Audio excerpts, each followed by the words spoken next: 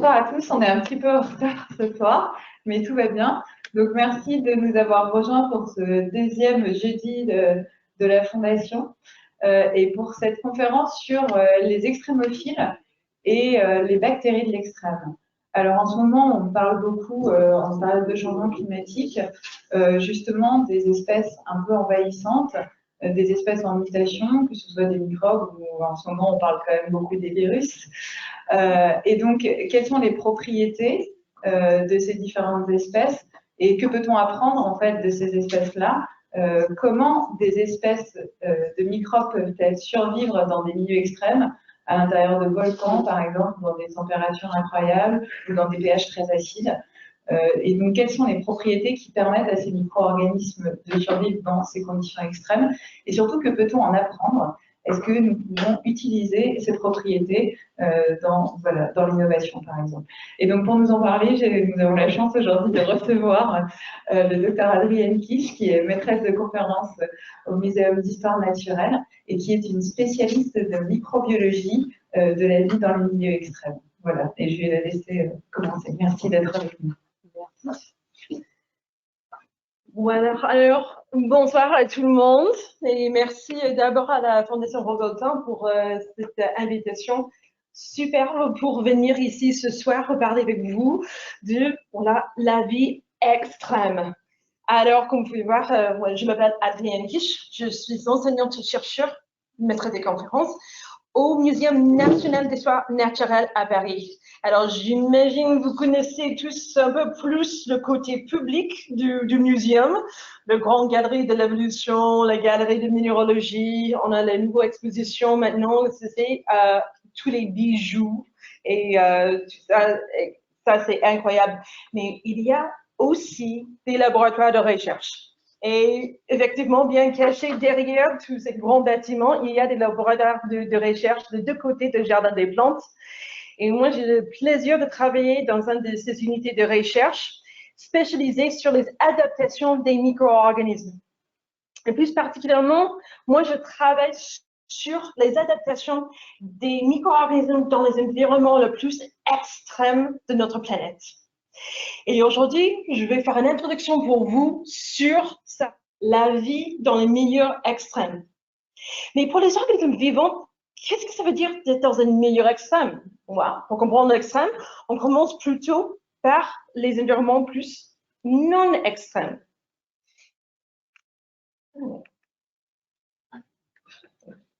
Ça ne fonctionne pas, je vais avancer comme ça. Est-ce que je peux avoir un coup de main avec les diapositives?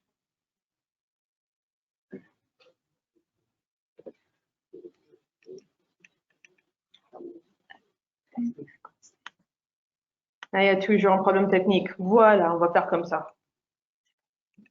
C'est bon? Voilà. Alors, pour une soirée comme aujourd'hui qui fait gris, un peu mauvais, un peu froid, on préfère d'imaginer des endroits comme ça. Une plage bien chaud, pas trop chaud non plus. Voilà. Idéal. Peut-être un petit cocktail, une boisson de jus de fruits dans nos mains. Et là, on peut rester pour le reste de nos jours tranquille et bien content. Mais pour certains micro-organismes, ça, c'est pas un paradis. C'est plutôt un enfer. Ces micro-organismes préfèrent des milieux extrêmes. Les environnements extrêmes peuvent être très jolis, mais très dangereux pour nous. Par exemple, on a une source chaude à Yellowstone, une source prismatique. Toutes ces couleurs sont données par les pigmentations des micro-organismes qui habitent dans ce milieu. Mais malgré la beauté qu'on voit, là, on ne peut pas nager dedans. Il fait beaucoup trop chaud pour nous. Les températures peuvent atteindre jusqu'à 90 degrés. Alors, c'est joli, mais à la distance. Par contre, pour ces micro-organismes, ça c'est leur lieu préféré. On a un autre endroit avec plein de couleurs, mais cette fois-là, hyper salé. C'est des lacs salés en Chine. Et toutes ces couleurs représentent les différents micro-organismes qui ont trouvé leur bonheur en salinité. dans ces poules hyper salées. Mais ce n'est pas de l'eau potable pour nous. Alors, tant mieux pour les micro-organismes, mais ce n'est pas pour nous. Si on allait dans les endroits les plus profonds de nos océans, on voit des choses comme des fumeurs noires, magnifiques. Et bizarrement, il y a plein de formes de vie là-bas. Mais le problème pour accéder à ces endroits-là, c'est la pression. La pression est suffisamment pour nous écraser. Alors, c'est bon pour les micro-organismes et pour les gens suffisamment riches d'avoir un super sous-marin, mais pas pour nous toutes seules. Il y a même cette cave en Mexique avec ces cristaux de géantes jusqu'à 20 mètres de longueur. Les tout petits points orange que vous voyez, en fait, sont des chercheurs en combinaison de protection orange. Ça donne un peu le bar d'échelle. Hein? Alors, ces caves sont, avec d'autres types d'extrêmes, sont aussi très chauds. Et les chercheurs ne peuvent pas rester dedans très longtemps sans ces combinaisons pour le protéger.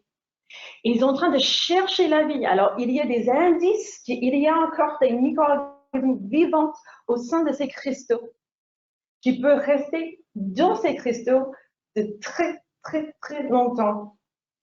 Et là-bas, ils sont en train de chercher la possibilité pour la vie au sein de ces cristaux. Où on a quand même Dalal en Éthiopie.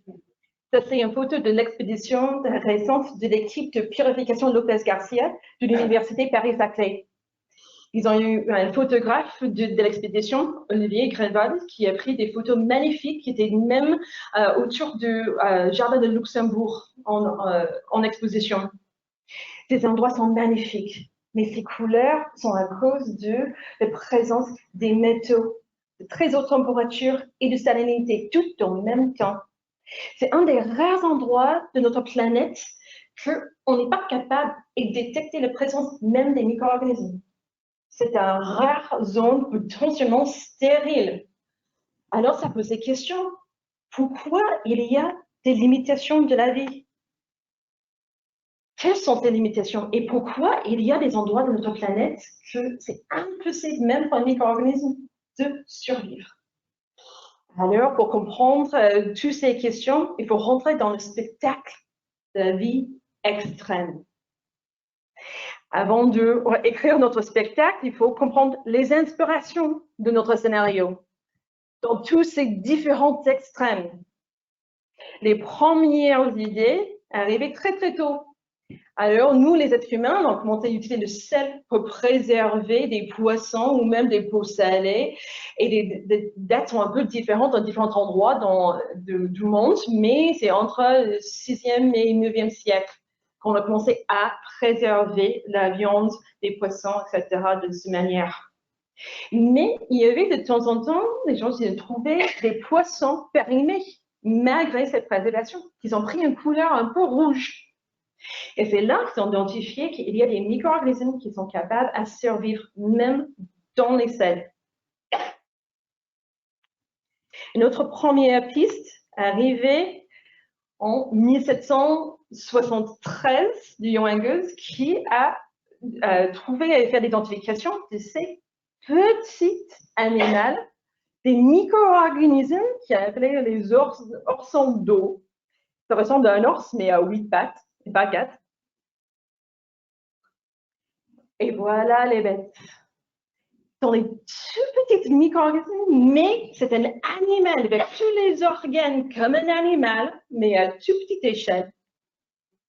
Ils ont une capacité de survie incroyable, malgré le fait qu'on les trouve partout. Dans les sols, dans les différents eaux, partout dans la planète, entre Antarctique, Sahara jusqu'à des plages, on peut trouver ces petits organismes partout. Et ils ont une capacité de survie incroyable. Ils sont même envoyés dans l'espace, à l'extérieur de la station spatiale. Ils sont capables à survivre. Comment? Ouais, ils sont capables à leur déshydrater complètement et après prendre une forme, comme vous voyez, tout à droite, comme une petite boule. Et comme ça, il peut rester sans métabolisme actif, dans une espèce de, entre guillemets, coma, sans métabolisme actif, jusqu'à l'arrivée de nouveau de l'eau. Alors, il peut rester comme ça pendant des dizaines d'années, inactifs. Et c'est pour ça qu'ils sont capables à survivre dans ces conditions.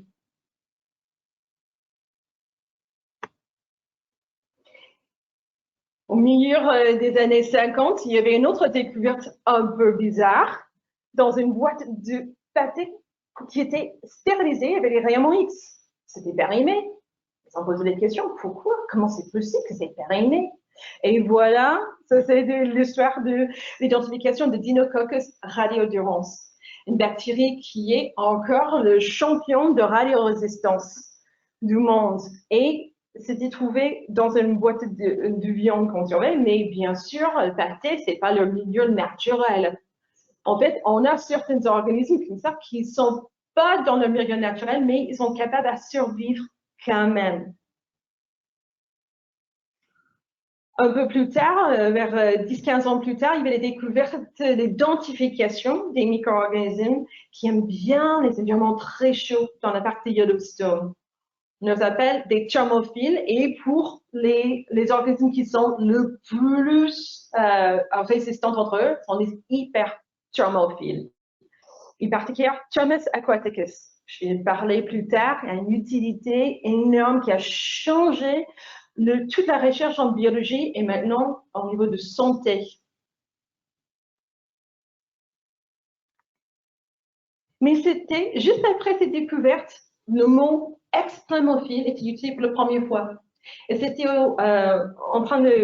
c'était à la base un chercheur de la NASA qui était à un congrès ici en Europe pour vraiment explorer ces organismes extrêmes et leur capacité de survie et qu'est-ce que ça veut dire sur la vie sur notre planète.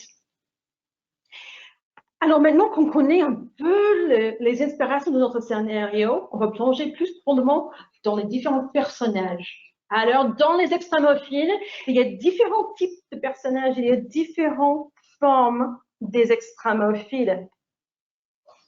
Les organismes dits proprement extrémophiles sont des organismes qui ne sont pas capables de survivre à l'extérieur de leurs conditions extrêmes. Ils ont besoin de ces conditions extrêmes. Il y a d'autres organismes qui sont capables de, voilà, de profiter d'une certaine résistance, même si ce n'est pas leur milieu préféré. Ils sont bien stressés, mais ils peuvent survivre quand même. Mais pour les vrais extrémophiles qui ont besoin de ces conditions, les conditions extrêmes ne sont pas un stress. C'est un bonheur, c'est leur plaisir. Alors, pour leur comprendre un peu plus, je vais commencer par les halophiles. Alors, les organismes halophiles sont identifiés bien ici en France, dans les mines de sel ou même les marais salants en aigues mortes. On voit les couleurs un peu roses dans les récoltes de sel. Et ça, c'est la pigmentation de ces micro-organismes. Et c'est comme ça qu'on peut les identifier dans les milieux très salés. Et en fait, tous ces pigments sont des pigments des différents organismes halophiles. Et ces pigments fonctionnent peu comme crème solaire. Et ça, c'est assez logique. Ces sites de récolte du sel sont toujours dans les environnements morts ou Majorque, d'autres endroits. Et même nous, on a besoin de crème solaire dans ces endroits. Alors, les micro-organismes aussi, ils ont besoin de leur crème solaire.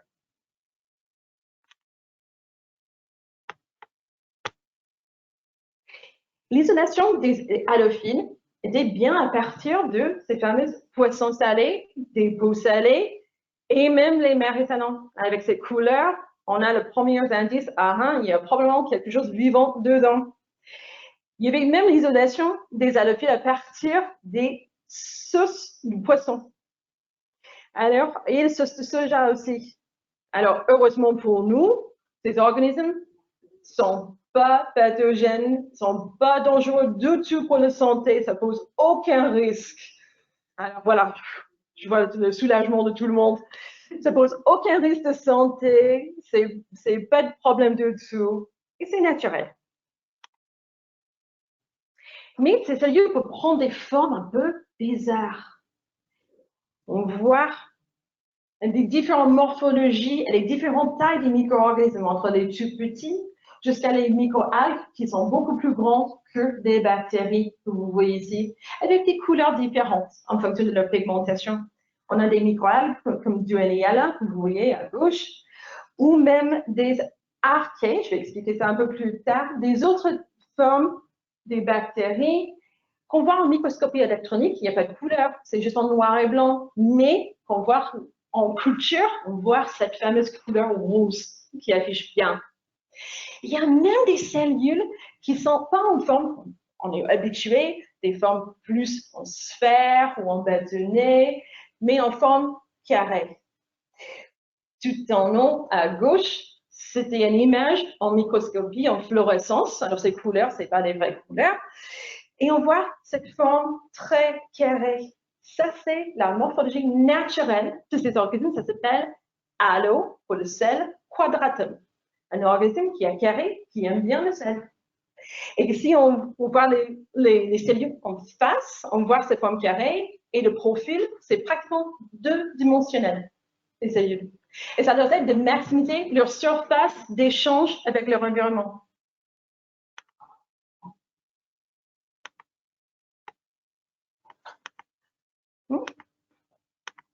Et voilà. Mais quand on dit hypersalinité, qu'est-ce que ça représente exactement? Ouais, pour comprendre, on peut comparer entre le sérum physiologique, l'eau de mer et les marais salants. Alors, si on regarde la quantité de sel que ça représente par litre, voilà les différentes quantités du sel. Alors, au final, quand on arrive à les concentrations dans les marais salants, on atteint une salinité qui est 28 fois plus que le sérum physiologique ou plus que 7 fois plus que l'eau de mer. Alors, c'est très salé, c'est la saturation du sel. Mais comment les cellules peuvent survivre? J'imagine que vous avez tous appris à un moment donné un peu d'osmose. Alors, l'idée est qu'on a un équilibre entre l'eau et les différents solutes, c'est-à-dire les sels et d'autres molécules, à l'extérieur des cellules et à l'intérieur des cellules. Alors, quand on est dans un autre corps, par exemple, en présence de salinité du sérum physiologique, on a un équilibre entre le sel à l'extérieur de nos cellules et à l'intérieur de notre cellule. Mais si on met les mêmes cellules dans un marais salant, qu'est-ce qui se passe? Voilà, on a la dispersion de toute l'eau dans nos cellules. Ça part à l'extérieur pour équilibrer avec la concentration de sel à l'extérieur. Voilà. Si c'est le cas, comment les organismes halophiles peuvent survivre? En fait, ils trichent.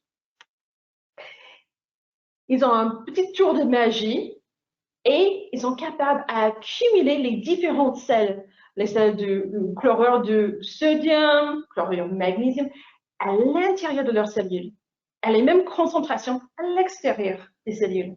Comme ça, tranquille. Mais c'est aussi la raison pour laquelle ils sont incapables à survivre à la salinité que nous, on aime. Ça, c'est impossible. Alors, est-ce que ça veut dire que si nous, on commence à manger très, très salé, on arrive à la même chose? Malheureusement, non, ça ne marche pas pour nous. Dommage, c'est que pour les extrémophiles et pas pour nous. Mais la chose qui est incroyable avec les salophiles, c'est que ces micro-organismes sont capables à survivre même dans un micro-goutte d'eau au sein d'un cristaux de sel. Alors voilà, c'est des cristaux de sel qui étaient faits par mon étudiant en thèse dans mon laboratoire, Charlie Favreau. Il a laissé évaporer une couture de ces halophiles avec tous ces sels. Et on a les cristaux de sel qui se forment. Et à l'intérieur, vous voyez cette petite touche rose à l'intérieur. Voilà, ça c'est les organismes halophiles qui sont encore vivantes à l'intérieur de cette micro-goutte d'eau au sein d'un cristaux d'halite. Et ils peuvent survivre à très, très, très longue durée. Le date, combien de temps ils peuvent survivre dedans, c'est pas clair. Il y a certains gens qui disent, voilà, une centaine des années des autres, 3000 ans Il y a encore des gens qui disent des millions d'années. Là, on doute un peu plus, mais on est en échelle de très, très longue durée. Et ça nous permet d'explorer, de passer, en voir une forme de bioarchive, un fossile vivant les conditions précédentes dans les paléo-environnements.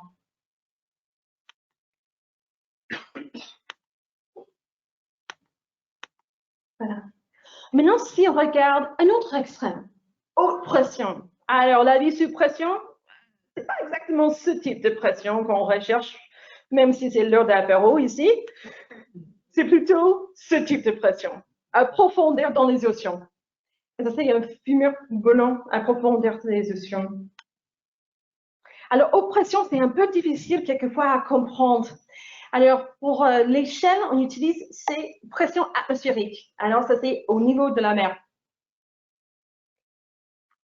Et ça, c'est équivalent de 1 bar de pression. Alors, pour comparer, notre machine espresso, ça, c'est à 10 bars. Alors, 10 fois plus.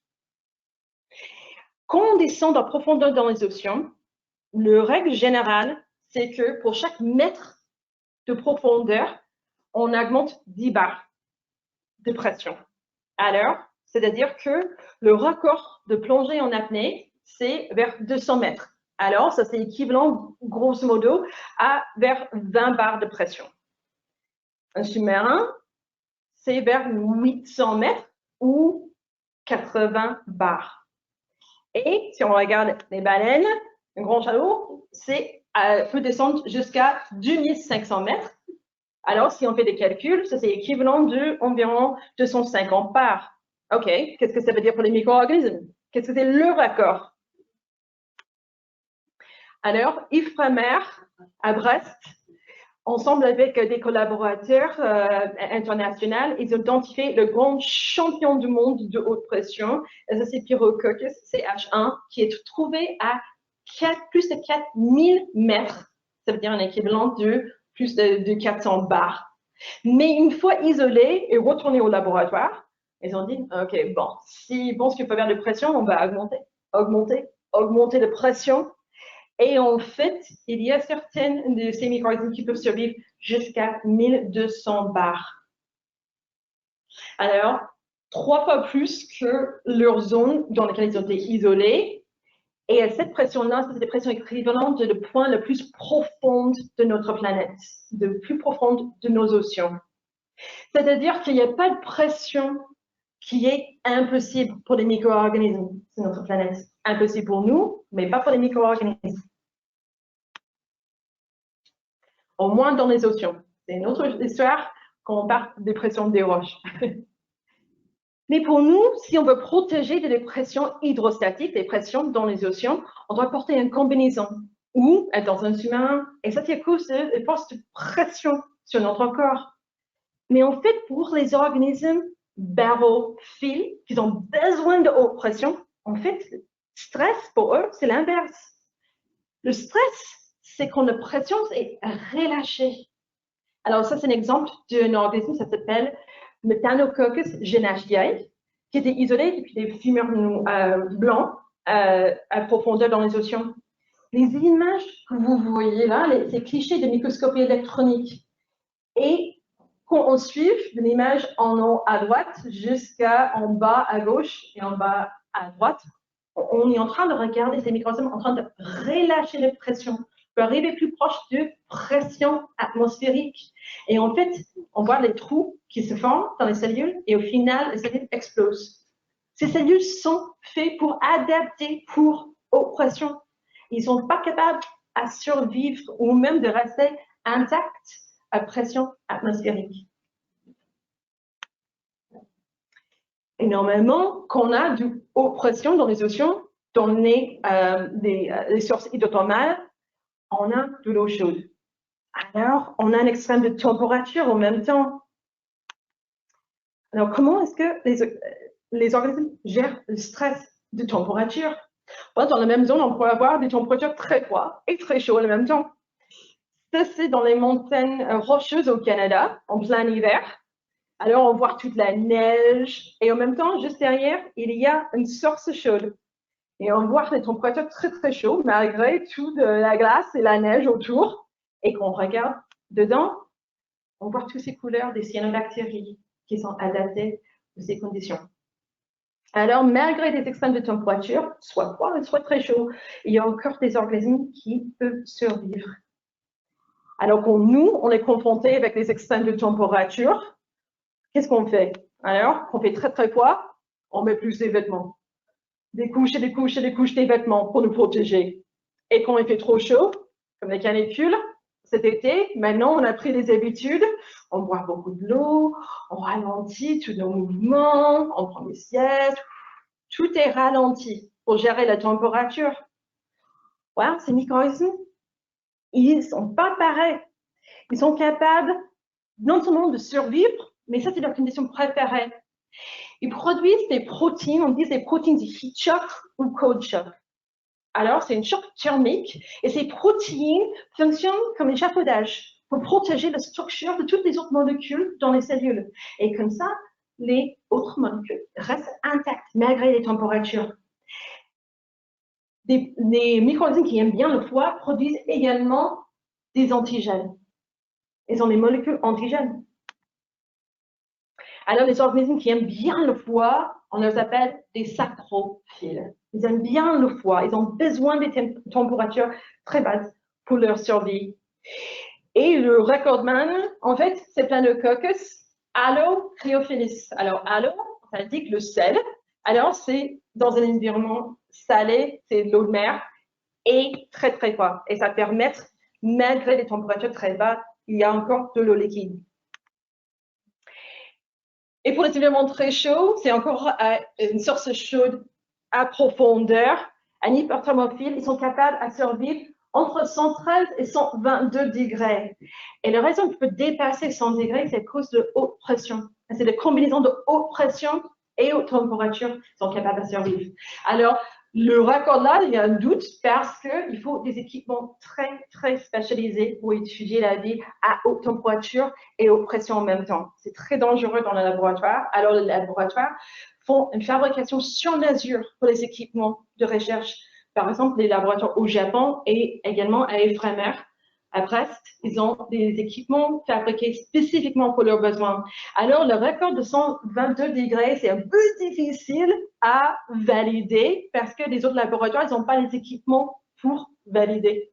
Alors, on leur fait confiance pour l'instant. Il y a aussi des extrêmes du pH. Alors, on connaît déjà des extrêmes du pH, alors, soit dans les batteries, ça c'est très, très acide, dans nos estomacs, des citrons jusqu'à le café. On arrive à des pH neutres de l'eau de robinet, à 7, ou pour les gens qui habitent à Paris, c'est plus 8, 8,5 à cause de tous les calcaires dans l'eau. Après, on arrive dans les conditions alcalines. Alors, bicarbonate, encore plus, le javel ou le destop. On a des organismes qui aiment bien ces conditions, très acides ou même très alcalins. Si on fait une combinaison des conditions salées et alcalines en même temps, on arrive à quelque chose qui ressemble à lac Mono en Californie. La structure que vous voyez, c'est une combinaison de l'activité géologique et biologique pour produire ces structures que vous voyez là. À profondeur, on a des sources chaudes à profondeur alcaline. Et ces grandes cheminées, c'est des sites qui s'appellent Lost City, la ville perdue. Parce que ces cheminées peuvent arriver à la même hauteur que des bâtiments de 15 étages. Ils sont très, très grands. Et il y a des micro-organismes qui peuvent survivre autour de ces conditions. Il y a des milieux qui sont très acides mélangés avec des métaux lourds. Alors ça, c'est Rio Tinto en Espagne. Les couleurs que vous voyez, c'est à cause du fait qu'il y a des métaux qui sont relâchés dans l'environnement à cause de l'activité des micro-organismes. Alors, c'est une ancienne mine qui est utilisée de très, très longtemps par nous, par l'homme. Mais en fait, le raison pour lequel c'est acide, c'est l'activité des bactéries qui sont capables d'utiliser les différents métaux pour leur métabolisme, pour leur énergie, leur source d'énergie, Et leurs produits, leurs déchets, c'est des acides sulfuriques. Et les acides sulfuriques, ça relâche dans l'environnement et ça libère encore plus des métaux.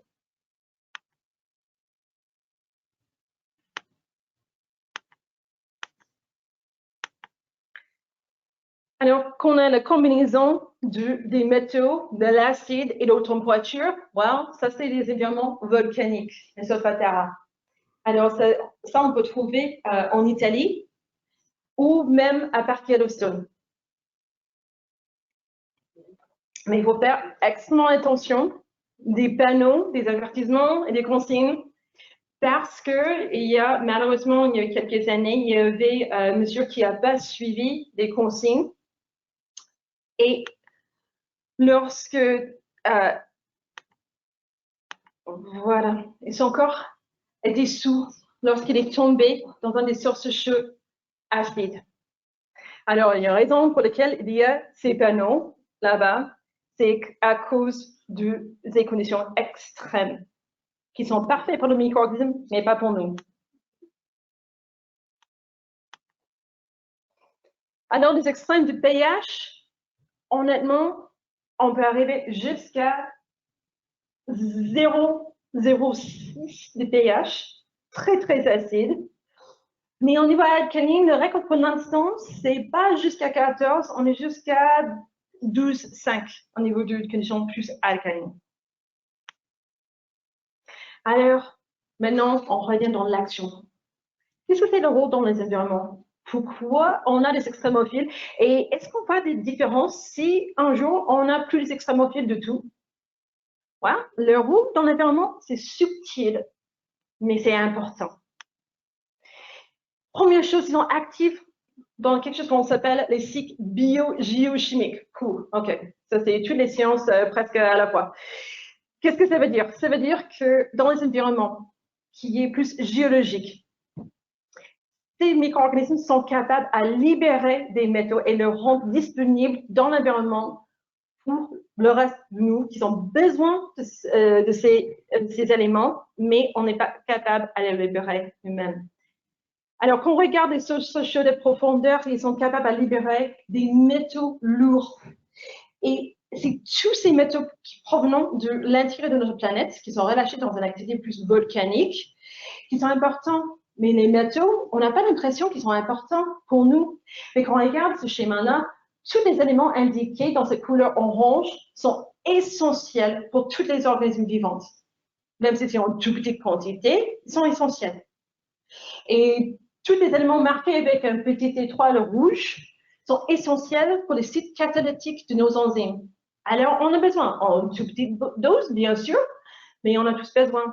Alors, ces micro-organismes ont un rôle essentiel à la source, la première source de faire entrer dans les écosystèmes. Ils sont importants aussi pour la protection des autres organismes qui sont moins extrêmes qu'eux. Alors, par contre, par exemple, ils peuvent utiliser leur pigmentation pour protéger les autres organismes qui sont moins résistants, par exemple, à la rayonnement UV. Alors, vous voyez les différentes couleurs, les différentes couches dans un environnement très salé. Le rose, d'abord, qui est au-dessus de la partie verte. Alors, la verte, c'est les cyanobactéries. Et leur photosystème, tout ce qui est nécessaire pour la photosynthèse, peut être abîmé par trop de rayonnement UV. Alors, en fait, c'est tous les autres pigmentations, les caroténoïdes, au-dessus qui leur protègent.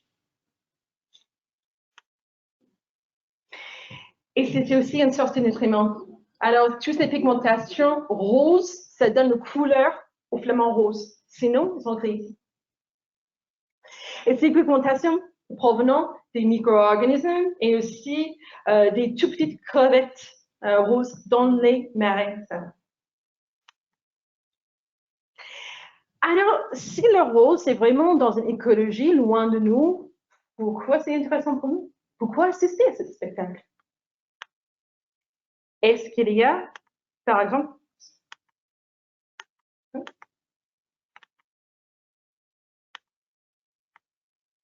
voilà. Est-ce qu'il y a un jeu de santé? Est-ce que ces organismes posent un risque de notre santé? Sont des pathogènes? Non, en fait. Là, c'est le grand soulagement maintenant qu'on est tous un peu en mode panique avec la santé. Là, tout va bien. Ils sont pas des pathogènes. Jusqu'au présent, on n'a pas identifié des organismes extrémophiles qui sont des pathogènes. Par contre, ils ont des rôles un peu plus indirects sur notre santé.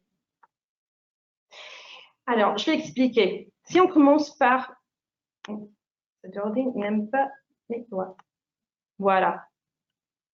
Un exemple qui peut sembler un peu bizarre, la lutte contre le cancer. Qu'est-ce que c'est? Qu'est-ce que ça veut dire cancer et les extrémophiles? Quand on regarde la radiorésistance, on est tout de suite dans un sujet un peu bizarre. Parce qu'il n'y a pas une raison dans l'évolution pour les organismes d'être radiorésistants. Les rayonnements ionisants n'arrivent pas à la surface de notre planète. On est protégé à cause de l'atmosphère, magnétosphère, ça n'arrive pas. Alors, on n'a pas des rayonnements gamma, des rayonnements X, sauf les sources que nous, on créé nous-mêmes. Il y a quelques endroits très, très particuliers, on trouve encore des rayonnements X et des rayonnements gamma, mais c'est extrêmement rare. Alors, pourquoi on a des organismes comme radiodurance ou Pneumococcus gamma tolerance qui sont radiorésistantes? En fait, c'est un produit de résistance à autres conditions qui induisent exactement le même dommage de leurs cellules que les rayonnements ionisants. En fait, c'est un effet secondaire. L'effet direct, c'est des cassures de notre ADN. Alors, l'ADN des cellules, une fois cassé, à cause des réactions de stress oxydatif, ces organismes sont capables à soit protéger contre ce stress ou réparer. Alors, Deinococcus radiodurans n'est pas un extrémophile qui a besoin des conditions extrêmes pour leur survie. C'est un organisme qui a une capacité de réparation incroyable. Mais cet organisme n'a pas besoin des conditions extrêmes pour son propre survie. On ne connaît pas des organismes jusqu'au présent qui ont besoin des rayonnements ionisants pour leur survie. Ça, on ne connaît pas pour l'instant. Mais on peut profiter. Alors, nous, on n'est pas radiorésistants. Alors, nous, si on est exposé à 4 degrés des rayonnements ionisants, on est mort. Alors, 4 degrés, c'est pas très parlant. On n'est pas habitué de parler avec ces chiffres. Alors, en comparaison, si on regarde la tolérance du, voilà, Pneumococcus gamma tolerance. Alors, si je remets le barre d'échelle, là, gamma tolerance est résistante jusqu'à 6000 degrés. Alors, notre pauvre 4000 degrés disparaissent complètement du graphique, si on remet l'échelle là. Et si on ajoute maintenant Deinococcus radiodurans, je fais les ajustements de l'échelle encore une fois. Voilà. Deinococcus radiodurans est résistante jusqu'à 12 000 degrés. Notre pauvre 4 degrés, ça compte pour rien du tout. Alors, est-ce qu'il y a des choses dans Deinococcus ou Pneumococcus gamma tolerans qu'on peut utiliser ou pour nous faire comprendre pourquoi ils sont résistants? Voilà, Solbug avec le transfert de données. Voilà, pour ça, j'ai besoin d'introduire un nouveau concept, l'idée de archéologie. Alors, les micro-organismes, une fois sous le microscope, qu'on fait des observations sur le microscope, les archées des bactéries se ressemblent fortement. On a l'impression que c'est exactement la même chose. C'est seulement qu'on regarde au niveau moléculaire, la petite molécule, en particulier les molécules pour la maintenance de l'ADN, on voit la différence. Parce que les archées et les bactéries sont différentes. Les archées, ils ont la même forme d'une bactérie, mais toute leur machinerie pour faire la maintenance de leur ADN est le même type que les eucaryotes, nous.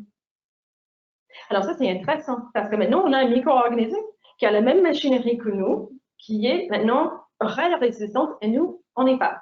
C'est-à-dire que ces organismes sont capables à soit protéger, soit réparer les dommages de leur ADN, que nous, on n'est pas capable de faire. Ça donne, première chose, un modèle très intéressant pour les études, parce que les archées, on peut cultiver dans un laboratoire facilement. C'est plus difficile à cultiver les êtres humains. Alors, c'est beaucoup mieux d'utiliser des microbes qu'on peut produire des millions et après, on les jette et ça va. Et ça nous permet d'avoir un modèle de exactement la même sorte de molécules avec une source à l'infini des molécules. Et après, une fois qu'on comprend ces molécules, leur structure, leur comportement, leur activité, on peut faire la comparaison chez l'homme et voir pourquoi nos enzymes, nos molécules ne fonctionnent pas pour la réparation de l'ADN de façon pareille. Alors, pour recherche fondamentale, c'est une ressource précieuse. L'autre apport des extrémophiles, c'est avec les extraits. Et là, on va revenir avec Deinococcus radiodurans, qui n'a pas du tout la même machinerie pour la réparation de leur ADN que nous. Par contre, on peut profiter de leur capacité de protection de leur ADN. Il y avait une étude qui était faite aux États-Unis, qui ont regardé l'intérieur, toutes les molécules de radiodurans qui le rendent radiorésistantes. Et ils ont identifié une série de 10 acides aminés couplés avec du manganèse, un ion de manganèse. Et ça ensemble, ça a donné une protection, en particulier des protéines et des enzymes dans les cellules. Ils disent, on a trouvé une molécule clé qui protège Deinococcus radiodurans contre les rayonnements ionisants. Alors, est-ce que ça marche chez l'homme? Ouais, ils ont fait des premiers tests. Qu'est-ce qu'ils ont fait?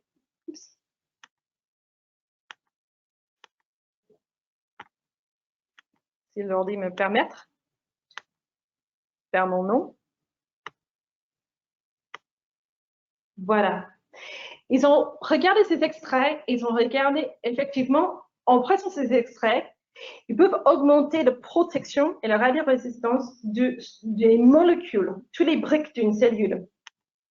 Alors, ils ont eu l'idée après de tester chez les souris. Est-ce que ça marche? Est-ce que ça c'est, pour une fois, quelque chose qu'on peut utiliser chez l'homme?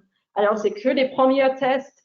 Alors, ils ont pris en forme de les injections subcutanées ou aussi en forme de les gélules. Ils ont donné aux souris et effectivement, ça a augmenté la radiorésistance. Alors, on n'est pas en train de parler des X-Men. Ça a doublé leur radiorésistance. Mais c'est pas mal. Alors, ils ont des premières pistes de thérapie qui peuvent être utilisées pour protéger, par exemple, les gens qui travaillent dans les centrales nucléaires avant exposition ou même un traitement après exposition aux rayonnements ionisants. Alors là, c'est prometteur, mais c'est que des premières étapes. On est loin d'une thérapie, mais c'est une première piste provenant des extrémophiles.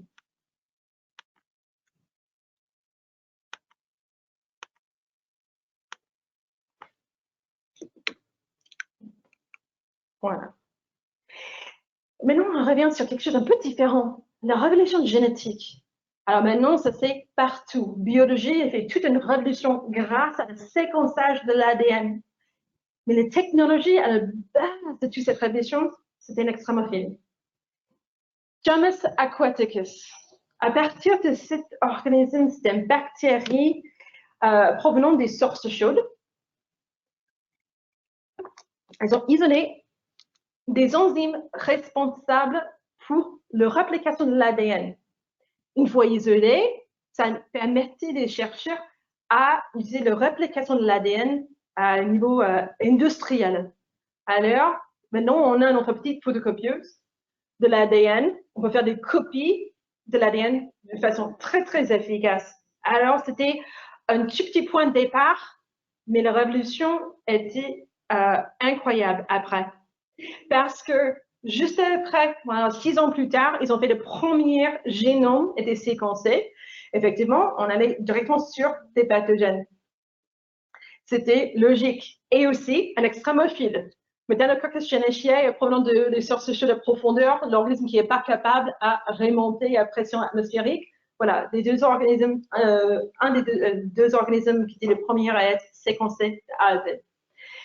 En 2003, grande étape, après 3 milliards de dollars américains dépensés et 13 ans de travail, ils ont fait les premières séquences du génome chez l'homme. Le génome humain était un grand projet, c'était le grand premier projet de séquençage. Maintenant, c'est de routine.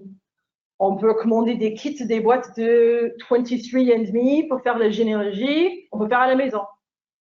C'est si rapide que ça. Entre 3 milliards de dollars d'investissement et 13 ans. Maintenant, c'est quelque chose qu'on peut faire dans notre cuisine. Plus pertinent pour nous en ce moment, c'est l'idée de coronavirus. On peut maintenant, avec les technologies de séquençage qui sont beaucoup plus avancées depuis ces petits départs avec le polymérase de TAC, ça a accéléré le point que c'est extrêmement efficace. Alors, le premier cas de coronavirus en France est identifié le 24 janvier et que 5 jours plus tard, l'Institut Pasteur a fait le séquençage de ces génomes pour comparer avec les autres génomes partout dans le monde. Alors, la révolution du séquençage génétique a eu des débuts dans les extrémophiles, mais après, maintenant, c'est devenu une technologie indispensable pour la santé. La prochaine étape, maintenant, on est au début de l'idée de médecine personnalisée, c'est-à-dire qu'on peut faire un séquençage de nos propres maladies, on peut voir si on peut transmettre des gènes, on est porteur d'un gène qu'on transmettre à la prochaine génération, ou on peut même regarder aussi notre tumeur, avec le séquençage de nos propres tumeurs pour voir quel type de tumeur, quel type de cancer, et adapter le traitement en fonction de notre type de cancer. Alors, ça, c'est qu'un début, mais ça va avec plus en plus d'utilité. C'est important aussi pour la santé de nos environnements. On a des environnements beaucoup plus pollués maintenant à cause de les activités des mines, particulièrement pour tous nos appareils électroniques. On a besoin des terres rares, des métaux, etc. C'est une partie de notre vie quotidienne maintenant, mais il y a des dégâts environnementaux à cause de ça. On a les mines, voilà, vous voyez en haut à droite, qui forment des grands trous dans la terre. On a la possibilité des accidents comme Tchernobyl ou Fukushima. On a même des problèmes de drainage acide minière. Alors, ça, c'est un exemple en Colorado, aux États-Unis. Il y avait un site qu'ils ont essayé de garder tous les drainages de leur mine, mais il y avait malheureusement un accident et tout s'est relâché dans la rivière. Et voilà le changement de couleur à cause de tous les métaux qui étaient relâchés dans l'environnement. À cause de ça, maintenant, on cherche des solutions qui sont moins à la base de la chimie, qui risquent d'ajouter encore plus des produits chimiques dans l'environnement et qui coûtent très cher. Alors, il y a des pistes de biorémédiation, d'utiliser des extrémophiles qui sont résistantes à la présence de ces métaux lourds et radionucléides, qui peuvent transformer ces métaux et radionucléides dans les formes qui ne rentrent pas dans les chaînes alimentaires après. Alors là, c'est la base de biorémédiation et une autre utilité pour des extrémophiles. Alors, en plus de ces idées-là, est-ce qu'il y a d'autres souvenirs de ce spectacle des extrémophiles? Alors, rapidement, oui. Il y a encore, on a des molécules qui étaient extraites à partir des extrémophiles qui sont utiles maintenant dans des différentes crèmes, des crèmes solaires, des antioxydants.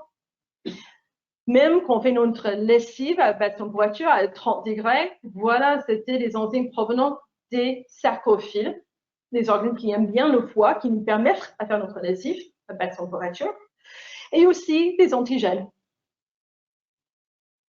Même nos jeans, il y a toutes les étapes de la production des jeans qui peuvent être remplacées maintenant. Les produits chimiques peuvent être remplacés par des enzymes provenant des extrémophiles, particulièrement des sarcophiles. Alors, ça rentre dans une production qui est encore plus une technologie verte et qui remplace la production à l'usage des produits chimiques. Il y a même des œuvres d'art. Alors, ça, c'est le pont Spiral dans le Grand Lac Salé, Utah, aux États-Unis. Alors, il y avait quelqu'un qui a eu une sculpture qui a eu la bonne idée de faire une sculpture dans le Grand Lac Salé pour profiter de ces couleurs fabuleuses. Et là, c'est le pont Spiral. Avant qu'on quitte ce spectacle, je vais juste vous donner un autre regard. Alors, avec ces micro-organismes extrêmes, ça nous donne un autre regard sur la nature, la biodiversité et qu'est-ce que ça veut dire.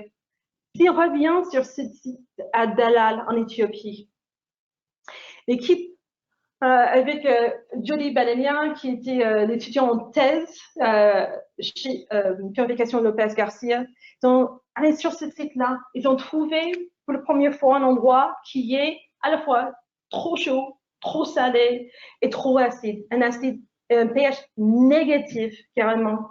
Ils n'étaient pas capables à identifier des micro-organismes dans cet environnement-là. Alors, ça pose des questions très intéressantes. Pourquoi il y a des endroits dans notre planète où il n'y a pas des organismes vivants? Pourquoi il y a les limites de la vie? Et en fait, la réponse de tout ça, on doit descendre encore plus bas en échelle, niveau moléculaire. Regarde la tolérance de toutes les molécules, regardant les cellules comme un sac de différentes molécules pour voir quelles molécules sont résistantes ou pas à toutes les conditions. Ça nous donne des idées sur les limites de la vie sur notre planète et aussi le potentiel pour la vie sur d'autres planètes. Si les mêmes règles s'appliquent sur d'autres planètes et leurs conditions sont encore plus extrêmes que sur notre planète, est-ce que c'est raisonnable qu'on peut trouver la vie sur d'autres planètes et sous quelle forme et comment on peut l'identifier si ça existe? Alors, merci d'avoir assisté à ce spectacle. J'espère que vous avez apprécié un peu sur la diversité, la beauté et l'utilité des environnements extrêmes. Merci.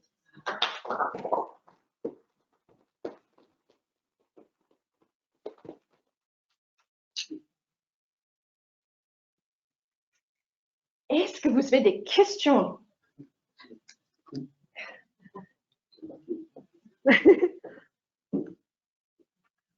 N'hésitez pas, hein? N'hésitez pas à parler fort, surtout. Oui. Je vais commencer par une question tout à fait pratique quotidienne, je vais dire. On parle souvent de la chaîne du froid, dans l'alimentation. Est-ce qu'on a, ça veut dire dans notre studio, dans les deux compartiments, on a des petits micro-organismes qui sont en sommeil avec des températures proches de zéro et d'autres qui restent aussi en sommeil dans le congélateur? Il y a des organismes qui peuvent survivre. Voilà, ça dépend de congélation. Le problème, c'est que si les organismes ne sont pas adaptés à ces conditions, les cellules explosent en congélation et surtout, quand on revient à la température ambiante, les cellules explosent. Alors, comme ça ne pose pas un danger en soi. Mais dans le laboratoire de recherche, nous, on préserve toutes nos cultures dans un congélateur. Et la seule différence, c'est qu'on ajoute un peu de glycérol ou des sucres ou quelquefois des sels. Voilà. Et comme ça permet à garder des cellules intactes après que c'est décongelé. Alors, effectivement, dans les frigos, les micro-organismes ne sont pas morts, mais plus en mode stand-by. C'est pour ça qu'on doit faire attention le temps que ça reste en frigo, parce que ça ne reste pas en infini dans les frigos. Ça, c'est clair. À un moment donné, leur métabolisme est ralenti, mais pas fini.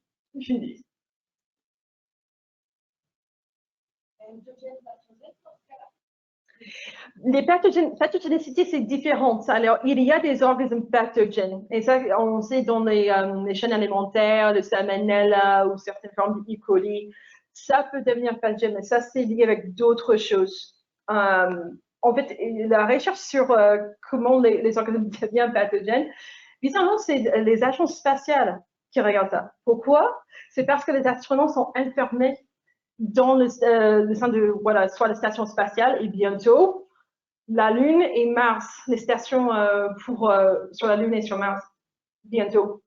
Alors là, ils ont le système de bioréacteurs qui font un recyclage de tous leurs nutriments parce qu'ils ont utilisé des plantes pour faire de la purification de l'eau, pour produire de l'oxygène et aussi pour faire le recyclage des nutriments. Et il faut être sûr dans ces bioréacteurs avec des micro-organismes qui ne deviennent pas pathogènes. Alors là, il y a des recherches pour des organismes qui peuvent survivre dans les conditions dans l'espace, à l'intérieur des stations spatiales.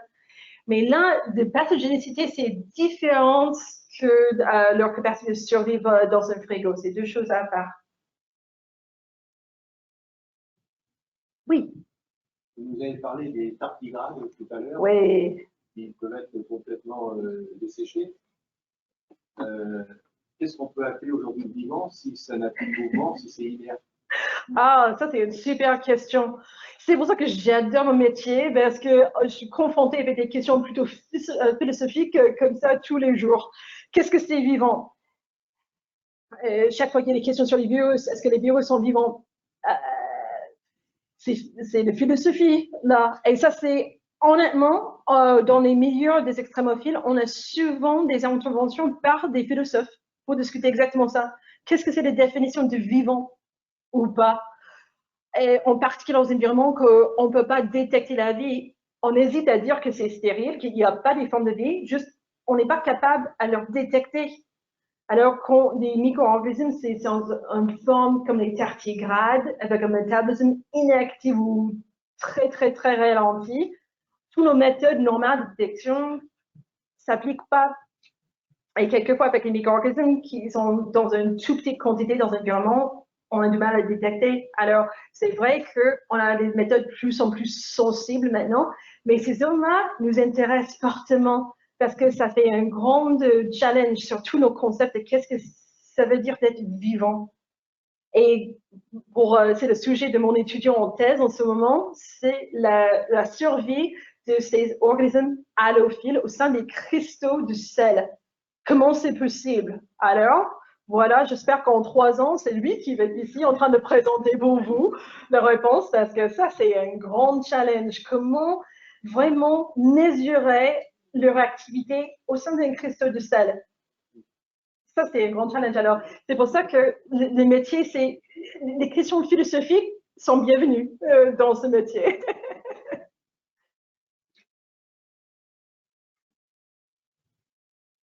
Oui.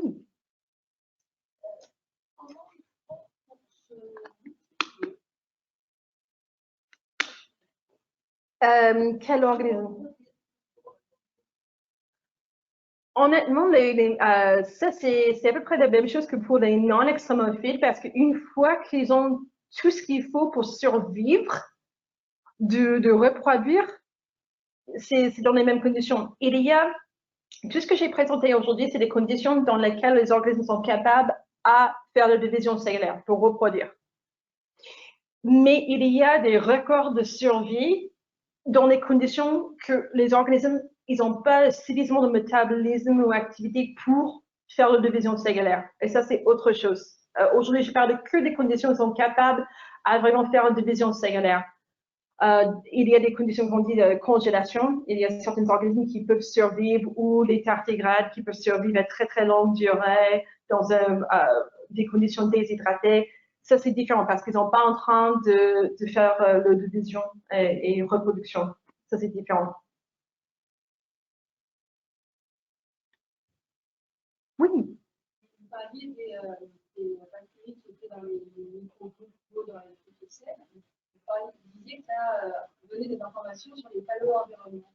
Alors, autant l'air ou l'eau qui ont donné des indications, mais Non, c'est une super question parce qu'effectivement, les géologues font des analyses plutôt sur le goût d'eau en soi et aussi le contexte géologique des cristaux. Mais c'est des études qui ont montré récemment qu'on peut utiliser des lipides dans les membranes. Les lipides sont adaptés à des conditions de température. Certains lipides peuvent être utilisés comme un marqueur de température dans les environnements à le moment que ces bactéries étaient captées. Alors là, c'est une des idées. Aussi des analyses d'ADN. Alors là, il faut faire énormément d'attention de faire la comparaison de l'ADN ancien avec les organismes modernes parce qu'on n'est pas certain c'est vraiment les ancêtres de ces organismes. Alors, de trouver le lien, la généalogie de la famille, ça, c'est pas clair comment faire, mais le plus qu'on a des génomes séquencés, le plus qu'on fait des analyses, on apprend plus comment faire ce type de comparaison.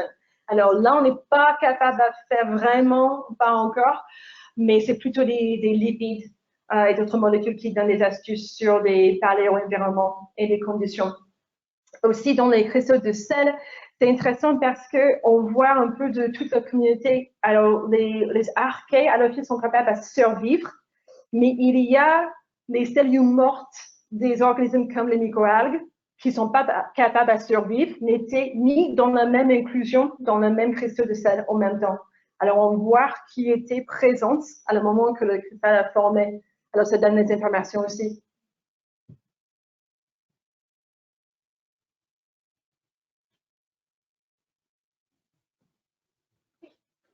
Quand les géologues font des carottages en profondeur de façon très importante, est-ce qu'on est capable aujourd'hui de savoir s'ils détectent que vous avez... Oui, en fait, il y a des microbiologistes qui travaillent ensemble avec des géologues et aussi des entreprises pour l'exploitation pétrolière en même temps. Parce que c'est dans ces endroits-là qu'il fait des carottages très, très profonds et il peut profiter en même temps de faire les analyses microbiennes et ça se fait en parallèle. Alors, ils font ça sur site et aussi des carottes de glace. Il y a des expéditions en Arctique et Antarctique. Alors, bientôt, c'est saison pour les carottages parce qu'il faut, normalement, ça se fait en été dans les Arctiques. Pour des raisons diverses, mais il y a encore des expéditions en plein hiver pour vraiment des courageux pour accéder là-bas. Et c'est pour ça qu'on est plus au courant du réchauffement climatique et des conditions. Et des reportages dans les Arctiques et Antarctiques, les chercheurs sont très inquiétés parce qu'ils commencent à avoir plus en plus des micro-organismes, des blooms sur les algues, neige, des choses comme ça qui ne sont pas normales dans les conditions. C'est le réchauffement climatique. Alors, le carottage, ça permet de voir la vie. Il y a certaines formes de vie à profondeur, même dans les roches très profondes. C'est un autre type de pression, c'est pression géologique au lieu d'être hydrostatique. Mais il y a des organismes qui sont capables de survivre, mais ça donne aussi l'idée d'un historique des organismes qui étaient présents, qui sont maintenant fossilisés. Alors, les organismes en présence des minéraux et des métaux sont capables à certains de fossiliser. Et c'est juste maintenant qu'on commence à avoir des technologies suffisamment puissantes pour détecter à micro-échelle ces microfossiles. Mais ça, c'est extrêmement délicat parce que c'est difficile à distinguer une cellule de micro-organisme et un minéral qui a la même forme qu'une bactérie. Ça ressemble mais fortement. Alors, même les experts ne sont pas capables de distinguer. Alors, on a besoin des méthodes très, très puissantes pour distinguer une origine biologique pour ces formes-là. Et il y avait l'exemple dans les années 90, dans un météorite martienne. Ils ont pensé qu'ils ont trouvé un fossile d'une bactérie. C'était la même morphologie d'une bactérie. Et au final, ils ont trouvé que c'était par une méthode purement géologique que ça formait. Et rien à voir avec la biologie, mais ça a pris longtemps avant de cette détermination à cause de la technologie et comment on peut déterminer. Alors, ça, c'est les avancements de technologie nous aident énormément et chaque année, on a d'autres choses maintenant au niveau technologique.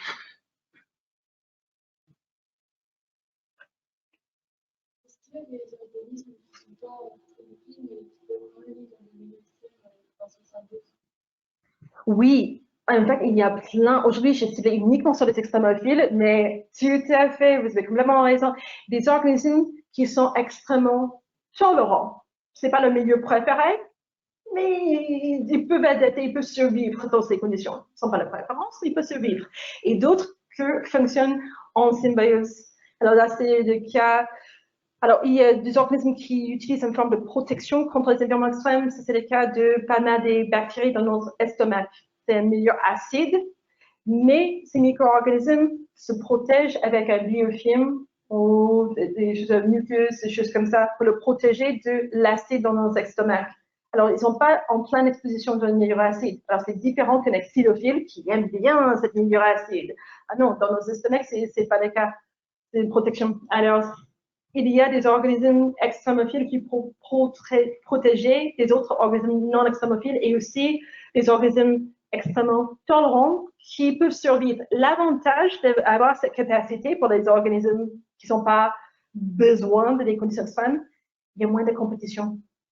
Quand les conditions sont plus extrêmes, ils ont moins d'autres organismes pour la nourriture, moins de compétition pour le reste. Alors, s'ils peuvent profiter un peu comme Deinococcus radiodurans, c'est un milieu naturel et pas du tout raté, exposé au rayon X, c'est un avantage parce que les autres organismes ne sont pas capables d'accéder à cette niche écologique.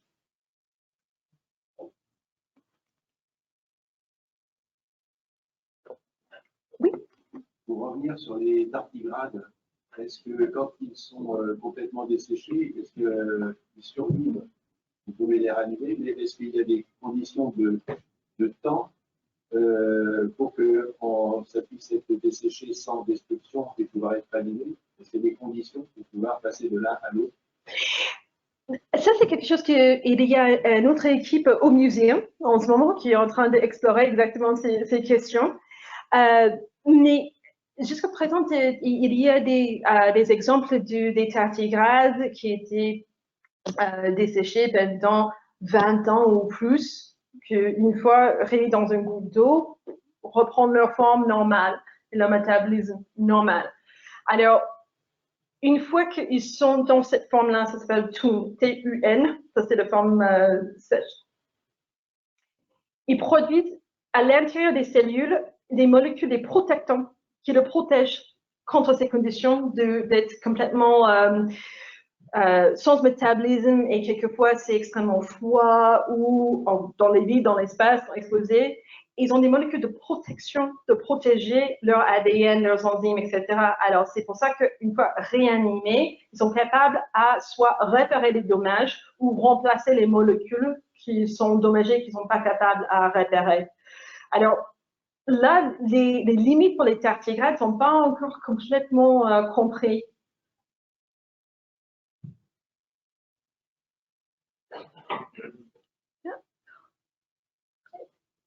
Vous avez parlé de compétition. Oui. Est-ce qu'il existe dans chacune des catégories en fait, une sorte de chaîne de prédation, de prédateurs, etc., de compétition? Et entre les catégories, est-ce qu'il peut y avoir aussi soit des phénomènes de compétition, ou des phénomènes de repoussoir bénéfiques pour l'organisme humain? On peut imaginer que les micro-organismes, on pourra un jour faire arrêter les micro-organismes. Oui, et de faire travailler les micro-organismes, ça c'est quelque chose qu'on a déjà commencé avec le polymérase de TAC, avec l'idée de bioremédiation. On a déjà commencé à faire travailler ces extrémophiles. Alors là, c'est de l'avantage, on prend l'avantage de leur capacité naturelle et on guide vers les processus qui nous intéressent. Il y a des archées et des bactéries extrémophiles qui sont même capables à faire une activité minière eux-mêmes. Pour libérer les métaux d'intérêt. Alors, comme ça, on évite les processus chimiques, on veut juste utiliser les micro-organismes. Alors là, ça a commencé et c'est maintenant qu'on est vraiment en train de rendre compte les contraintes d'utiliser que des produits chimiques. Ah oui, en fait, il faut mieux qu'on utilise les processus qui ont moins de danger pour l'environnement, qu'on commence à dire, OK, on va développer plus des micro-organismes qui ont cette capacité naturelle. Alors là, c'est quelque chose en pleine explosion en ce moment. C'est un partenariat entre les laboratoires comme le mien, des recherches plutôt fondamentales, avec des petites entreprises qui prennent les prochaines étapes, qui font le relais vers des produits intéressants pour nous. Mais la compétition dans les environnements, il y a entre les organismes qui tolèrent un peu des environnements extrêmes jusqu'à les organismes qui peuvent survivre à des conditions le plus extrêmes qu'on peut imaginer. Il y a moins de diversité le plus que d'environnements extrêmes. On perd la diversité, qui est normal. Il y a moins en moins des organismes qui sont, en fonction de leur évolution, arrivés à être vraiment le plus spécialisés d'occuper cette niche. Et il y a plus de compétition dans les environnements moins. Ça, c'est avoir les effets de réchauffement climatique et changement climatique.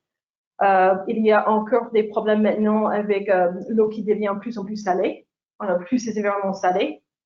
Et ça pose problème d'avoir de l'eau potable. Alors, par contre, il y a beaucoup plus des halophiles. Alors, ça, c'est avoir à longue durée cet échange entre les changements climatiques dus à nos activités et la présence des extrémophiles. Encore une fois, c'est un soulagement que ces organismes jusqu'au présent ne sont pas des pathogènes pour nous. Alors, ce n'est pas encore notre stress dans notre vie pour l'instant. Mais ça veut dire que ces organismes, après tout le changement climatique, nous, on peut avoir des problèmes de survie, mais ces organismes, ils n'ont pas de problème de survie. Alors après, les êtres humains sont plus là, il y aura encore ces micro-organismes.